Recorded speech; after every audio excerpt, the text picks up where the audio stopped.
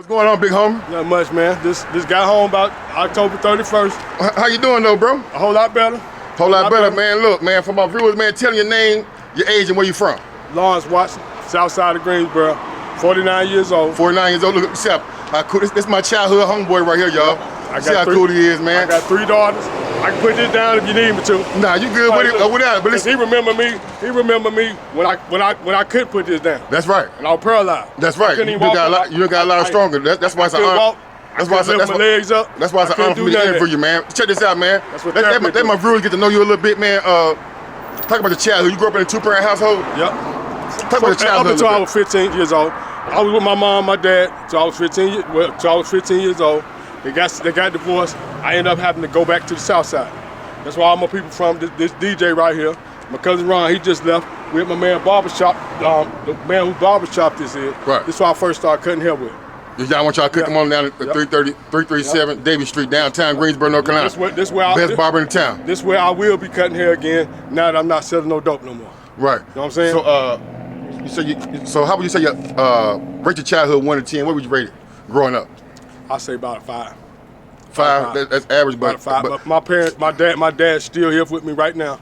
Okay. At this age, he's still supporting me through the growth of me getting myself back together. I had to start off from the bottom. Right. Okay. Let's fast forward. You finished high school? Yeah.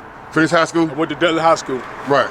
Okay. Let's talk about your party years. When did you start dabbing in the streets and parties? I started dipping and dabbing probably about 2000. Before 2000, about 1995 when I first started selling weed over here at A&T University. I left Dudley, graduated. I was supposed to go to school for psychology. I ended up undecided. I started selling weed about my second year there. I got initiated by a group of people. They told me, they said, look, you coming to our house too much.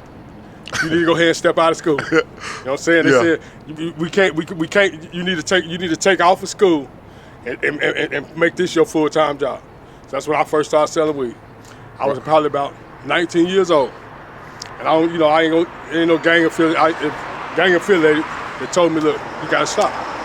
Either you gonna go to school or you gonna fuck with us. So basically, excuse my language, I started dealing with them.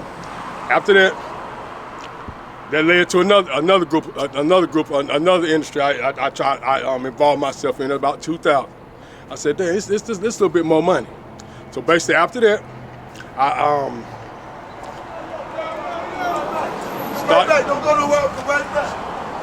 started dibbling and dabbling in other, more explicit drugs, more money. I left cocaine. Okay, you started hustling. Yeah, started hustling. I stopped selling crack real quick because I don't like the clientele. Right. So I started selling cocaine, little upper class people. I started coming down here. That's why I first started selling cocaine. This downtown Greensboro, y'all. That's when we had the Inn Club down here. Right. Inn Club. We had the Inn Club, we had the Sky Bar, we had Inferno, but money was real good down here. Especially when you dealt with the more upper class, the lawyers, the businessmen, realtors. That's when the money started turning over, and then I started learning more about psychedelic drugs like ecstasy. You got ecstasy, you got mushrooms, you got acid. Turn that way, Joe. Get my back off that street right there. And basically, right here is downtown Greensboro. This right here, this used to be. Then it was just a business. Now it's townhouses. Greensboro done stepped up so much since then, and the first place I really started selling cocaine was right here in Natty Greens. It's right here on the corner of Elm Street and Whittington. Basically, and then I left from there, went down a little bit further to the Sky Bar. Sky Bar is more or less what's that, LBG? More LGBTQ? Yeah, LGBTQ. Community? Yeah, LGBTQ community, which is a real good community. Right. You know what I mean? They took real good care of me, and there's some good people. Right. Everybody's preference is their preference. Right. But they were some of the most upstanding, supportive people. It wasn't just about drugs with them. You could meet, it was drugs, but you can meet people that can really help you in the long run. You know what I mean? They had opportunities and other things outside of drugs. So basically, As time went by, what's up now? Time went by. I went to prison once in 2010. I got out. I wasn't really done yet. Still had a hot that's the thing, nice. Still had a wild hair in my ass. So kept on selling cocaine, and then I basically from 2000 to 2022, I've been selling drugs. You have any addictions? Yeah. Right, back up. So back up. When did you first start experimenting using any type of drug? Marijuana, anything? Marijuana was in 1991. My first joint. It was on Irwin Street, south side of Greensboro. But I ain't gonna say the names. Right, I ain't gonna say no names who it is. Right. I got introduced, and one of my homeboys freaked out. You know what I'm saying? His name was Light. I say his name Light. Light. He was in the back seat, flipped out. You know, I got me, him, and one of my other buddies with his oldest brother in the back seat of the car. And my grandma told me, she was like, look, if you don't get home before that light came on, this is my first day smoking reefer, I'm whoop your ass. First day I got my ass whipped by my grandma too. First time you got high? First time I got high. Yeah. So you needed it though. Huh? You needed that though. Basically. Yeah. Basically. My first drink was when I was in the 8th grade at Lincoln Middle School. That's when I started hanging with all these names. Yeah, you got to put your name on.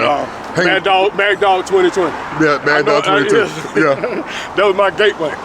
So from Mad Dog 2020, led to OE 800. Basically back then, I was playing football still playing football, but got introduced to the gang world. Wasn't none of these gangs are going on right now with this neighborhood gang. You know, basically got in trouble with them in 1991. I almost went to jail for the rest of my life on my first charge. It was assault inflicting serious injury and misdemeanor riot. It's in Greensboro, North Carolina. My mother and another friend of mine is the reason why I didn't go to jail for the rest of my life, because God, thank grace to God, the guy pulled through in emergency room. After that, I dibbled and dabbled a little bit with them guys again, but basically when I broke away from them guys, they tried to jump on me. I said, I'm done with the gang, I'm about to go to school. So about 1992 is when I graduated from Dutton. I hate to be, I'm not trying to skip around on this, but now it's catching on, I'm doing an interview, but now I'm gonna take you from the start to the finish. Not the finish, to the beginning of my new life. But talk about your marijuana use, how it led to something serious. I'm about to get in there. All right. And so basically, from that point on, the serious thing that's my issue is alcohol. All right. I did drugs, which I'm about to get to.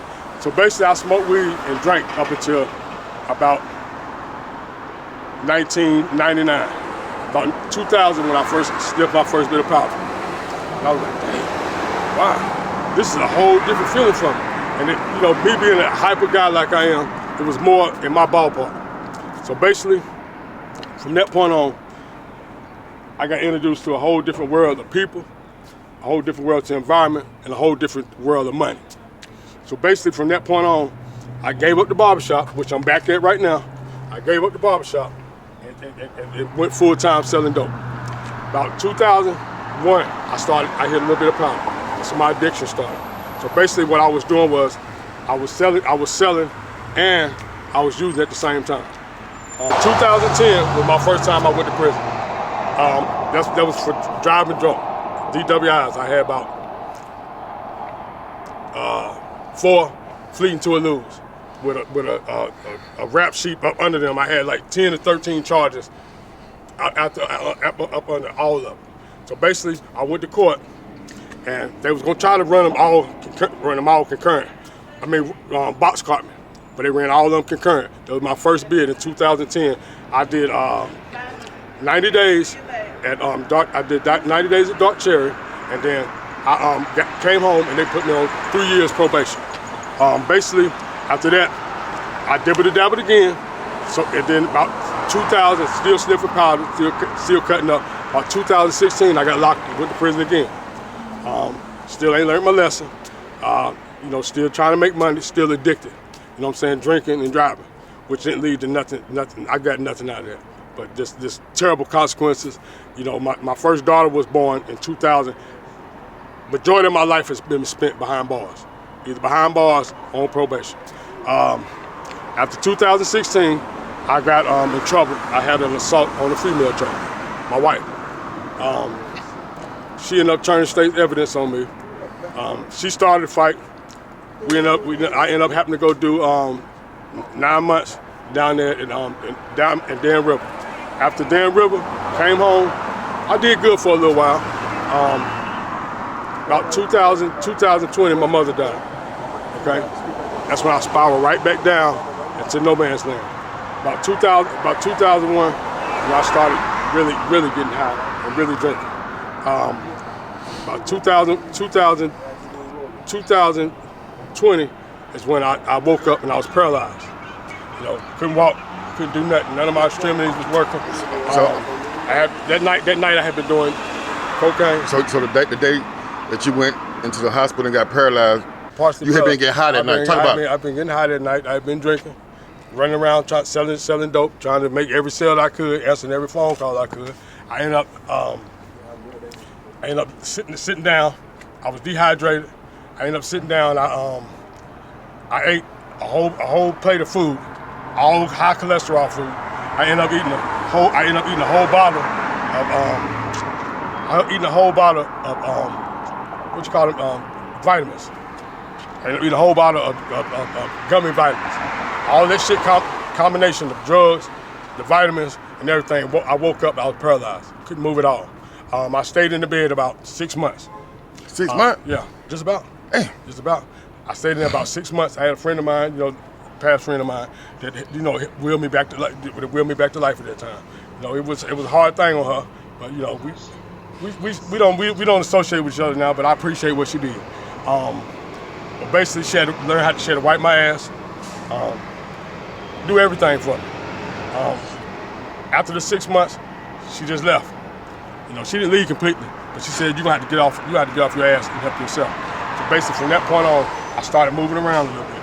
Yeah, you straight now. Check him out. Check my man out. God is good. Start working my body a little bit, and then just show that she said, "Look, you need to use your own independence." So basically, from that point on, I've been working myself together, and my friend right here been there with me the whole time. Yeah. From day one. It's my real friend, y'all. I've been there since day one. From day one, this man, even now, been there.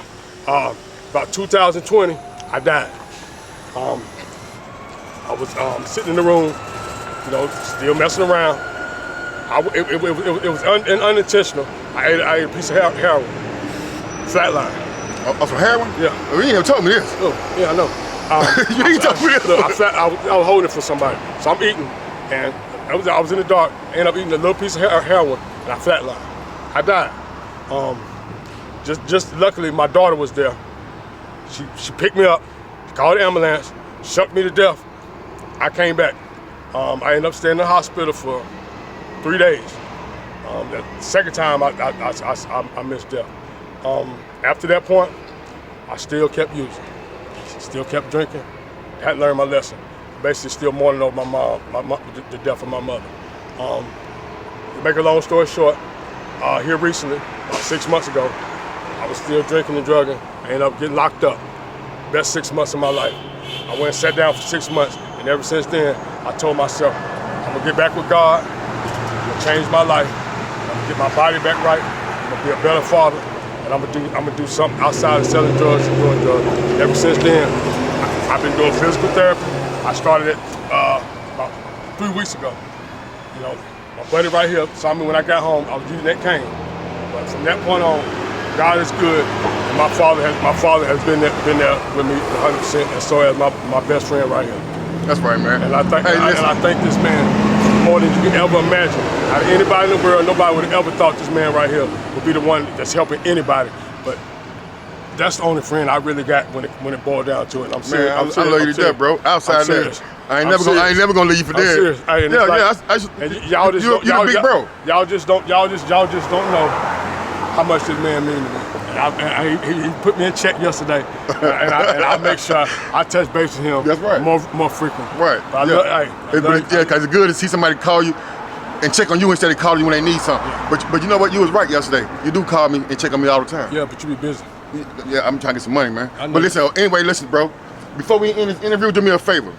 In case there's any youth or grown people thinking about choosing the street lifestyle, drug addiction lifestyle, give them some advice. Why not to choose their lifestyle? First thing I tell any child that's coming up right now, stay in school, first of all. Learn as much as you can. Stay educated on life, anything. Stay away from drugs, stay from alcohol, and stay away from anybody that show any red flags that you know don't care about you. It's no change. Once a person show you their true colors, that's who they are. Right. Don't second guess it. Just keep walking the other way. But stay in school, or just do whatever you're good at besides the streets. The streets is a revolving door, and there's nothing there for none of y'all. I'm trying to tell you. That's right. Because I'm a lucky man, and thank God, my Savior, that I'm still here today for the things that I've done, the things I've been through. But I wouldn't put that on nobody. Right. Stay in school, stay working hard, and listen to your parents. And be a square. Be a square. Be a square. That's the cool life. Embrace boredom. That's right. But anyway, Embrace bro, boredom. listen, man. It was an honor speaking to you, man. That was some excellent advice. I love you, bro. I love you Hope too. I see you again. You'll be a little bit more stronger. Like the last time I seen you, you were a lot more stronger than I seen you last. Every time I see you, I can see the God working with you. Yeah. You get stronger and stronger and stronger. Yeah. You feel me? Yeah. Just keep that willpower and that determination, bro. You're gonna be all right, man. I love you, man. God bless you, bro. That's how they built us.